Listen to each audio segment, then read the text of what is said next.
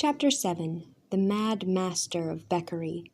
A few days later, after the office of prime, when the brothers were all walking from the big church of St. Mary to the cloisters, in their customary silence, Hugh suddenly found Dickon at his elbow.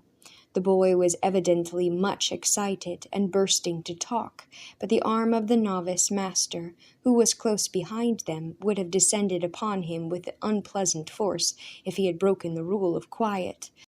So he contented himself with making signs, which only Hugh would notice and understand.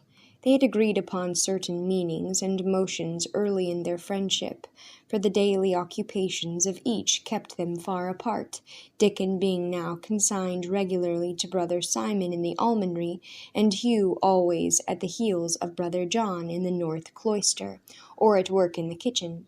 When they did come together, so often as now it was at a period when all talking was forbidden. So when Dickon shook hands with himself, inconspicuously but firmly, as he was doing at that moment, it meant, "I shall be free this afternoon. Meet me in the churchyard beside old St. Joseph's chapel."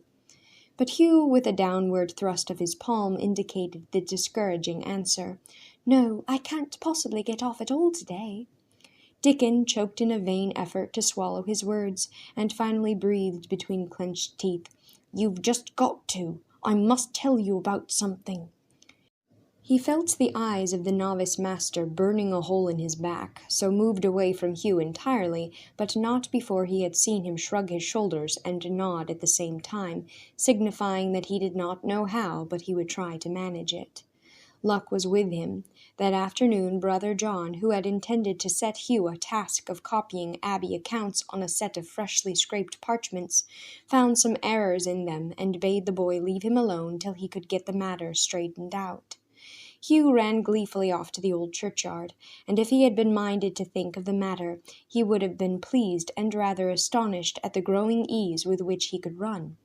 The Glastonbury atmosphere, the quiet and friendliness, or perhaps the absence of the fear and unhappiness that had so often overshadowed him at home, somewhat at any rate was slowly working in his body toward healing and strength. He found Dickon waiting for him. "Let's go down to the apple orchard beyond the grange," said he. "I have much to tell you, and we must not be interrupted." Hugh nodded his agreement, and they set off together. "I have seen that mad giant of a man we found in our secret treasure chamber," Dickon began at once. "You have?" Hugh stood still in his astonishment. "Where? Who is he? Where does he belong?" "Wait till I tell you the whole thing," Dickon moved on again. "He lives all by himself, a hermit, out in the marshes on sort of an island of firm ground called Beckery. That's where St. Bridget once stayed, and I've been there. I noticed a little tumbled-down sort of hut in among the ruins of an old chapel, but I never thought of anybody living there now. Well, he does live there, though just how nobody seems to know. Once in a great while he comes to the almonry and begs a little food, but scarce enough to feed a kitten, and then he is gone again for ever so long." "The almonry," Hugh broke in. "Then Brother Simon knows about him?" "Yes, and he came to the gate only yesterday. He had a gash on his head, may have got it crashing into something when he ran away from that underground room." "Do you suppose I scared him by the noise I made falling?" giggled Hugh. "I thought we were the scared ones. But go on." "Brother Simon made him come in and get the cut dressed, and I helped him put ointment on and bind it up. His name is Blaheris, and he is mad all right. He kept muttering and talking or humming to himself, the way he did in the treasure chamber, the whole time. I could catch only a word or two now and then, for it was mostly in a language I could not understand.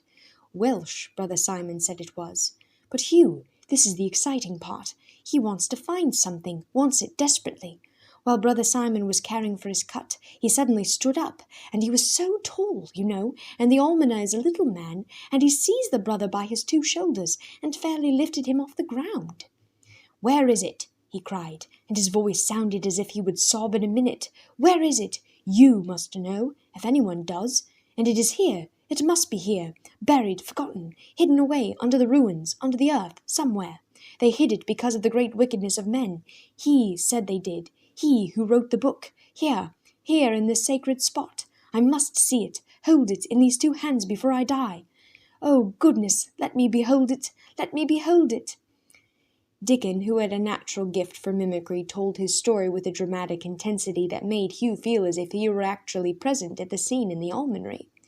"And then he did sob," the boy went on, "cried like a child, great tearing sobs. I tell you, Hugh, I was frightened when he laid his powerful hands on Brother Simon, but when he broke down that way, a big giant of a man, with tears running down his face, I could have cried myself. I was so sorry for him." "He must have meant the sacred cup, the Holy Grail," breathed Hugh. "That is what came into my head, of course." "Did he say anything more? Did Brother Simon say anything?" "Brother Simon was very quiet. He always is. He looked up for a minute, the way he does, and you know he is praying a little prayer for the person before him. Then he soothed the old hermit as one would a sick baby, his voice all gentle, told him that he must not grieve, for if it were God's will, and he asked in humility, his prayer would surely be answered, and he would see his heart's desire before he died. By and by the hermit went off, contentedly humming, and I asked Brother Simon more about him." "And did you say anything about the cup?"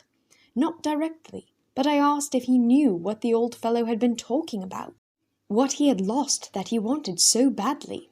"And what did he say?" "He gave me a funny look, as if he did not quite want to tell all he knew, or else was doing some wondering of his own. 'Not for a surety,' he said, 'but sometimes the good God hides things from the wise and reveals them to the childlike and foolish.' And that was all he would say, which does not mean much." "Oh, but it does!" Hugh took him up quickly. "I think it might mean a great deal. Maybe the mystery of the hidden cup is a tradition that some of the brothers hold among themselves. Maybe they consider it too sacred a thing, too important a secret to talk about to just anybody. And maybe Brother Simon thought he, the hermit, what was his name? Blaheris. That Blaheris might be the one to find it, that God might even reveal it to him rather than to anybody else, just because his mind, you know, folks think of anybody whose mind is not right as especially beloved and protected by God. That might all be." By this time the boys had reached the orchard and were sitting under the shade of a gnarled old tree. Hugh continued, "And if that is what is so much on his mind, he might have been hunting for the cup when we saw him underground." "But how did he get into that room, and how did he get out?" "That is what I want to know, first of all." Again Dickon's thoughts went back to the impossibility of a large man going through an opening in the rocks scarcely wide enough to admit a thin boy.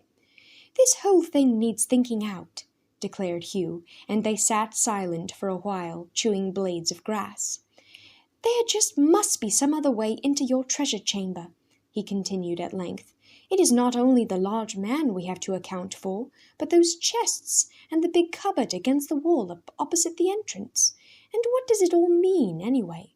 Take the well underground in the cave. That was certainly made, partly at least, by men's hands. And then that treasure chamber, with no way into it, except the small broken place in the wall, and the long passageway coming out onto the moor by the north gate. I just can't make sense of any of it." "And that well with the niche in the wall, where we came out, you know," Dickon broke in.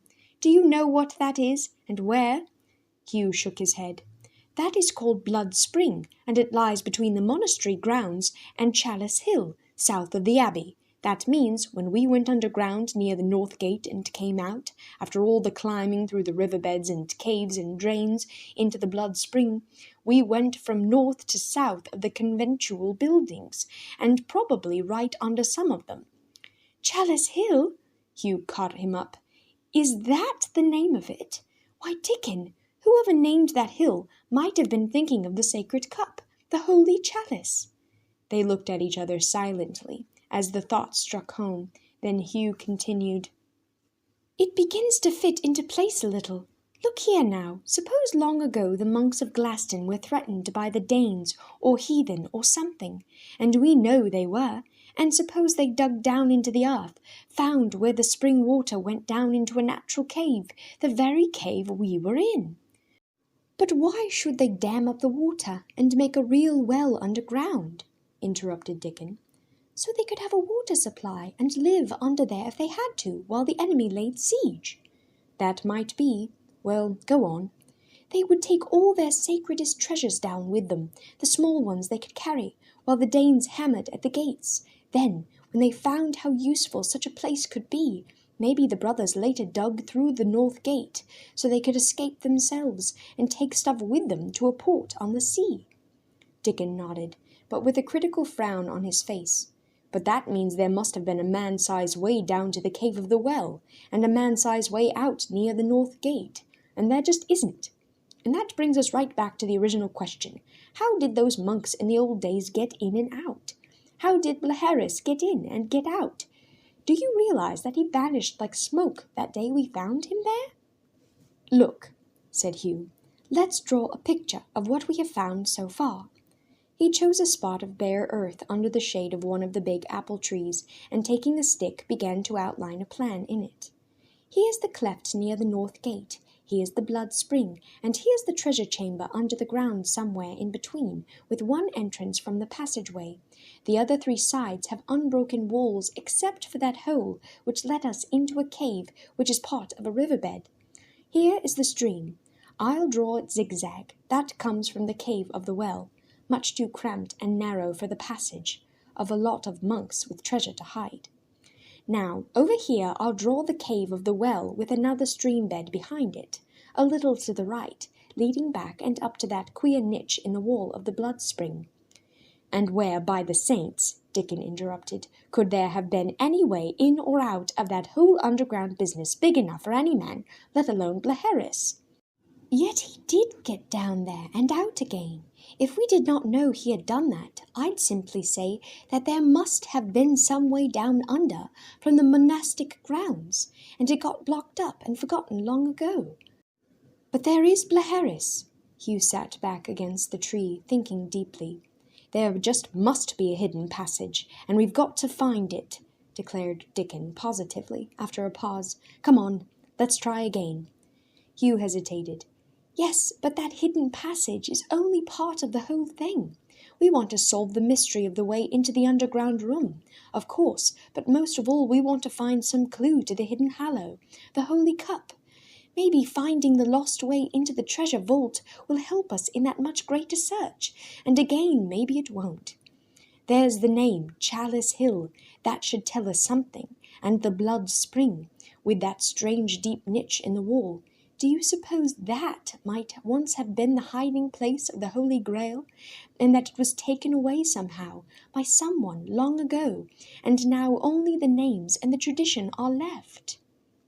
Dickon regarded him, round-eyed and wondering, but made no reply other than a grunt admitting that it might be so. Hugh continued, thinking aloud, as it were, and scarcely expecting any comment.